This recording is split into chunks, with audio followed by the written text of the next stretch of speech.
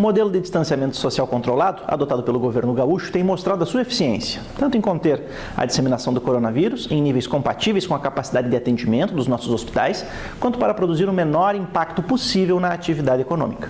Isso mesmo.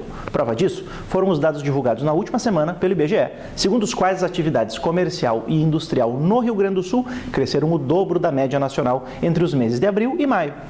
Eu sei que muitos cobram do governo do estado a responsabilidade pelo fechamento das atividades comerciais nas suas cidades, mas esquecem que o governo do estado somente adotou medidas de isolamento mais intenso em abril, sob pressão de muitos prefeitos e municípios que já haviam fechado em março e que pressionavam o governo do estado para que fizesse o mesmo.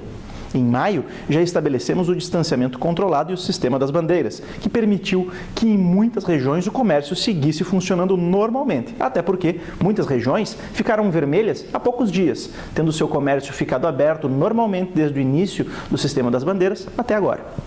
Vejam que quando falamos sobre a eficácia do sistema das bandeiras, estamos falando de números que comprovam o que já dizíamos no início da pandemia, embora muitos duvidassem.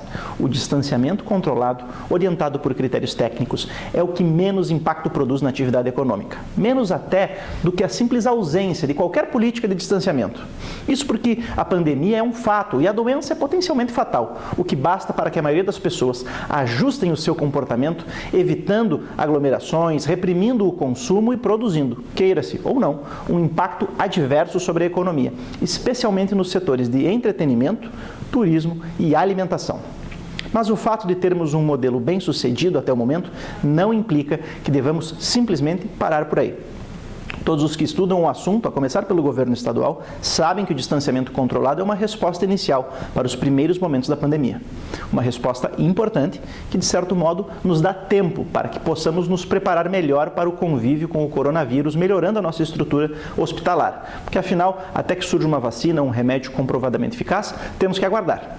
É chegada a hora, agora, de nos prepararmos para os próximos passos aqui no estado, seguindo o exemplo dos países mais bem-sucedidos no controle da pandemia, como a Alemanha, o Japão, a Coreia do Sul e a Nova Zelândia. Todos eles começaram o combate contra o vírus adotando algum tipo de política de distanciamento social. Aliás, o Japão, ao contrário do que muito se falou por aí pela internet, adotou sim o distanciamento, inclusive com a suspensão das aulas em todas as escolas do país. E depois migraram para um sistema mais sofisticado, baseado na testagem em massa e em um agressivo sistema de rastreamento de contatos.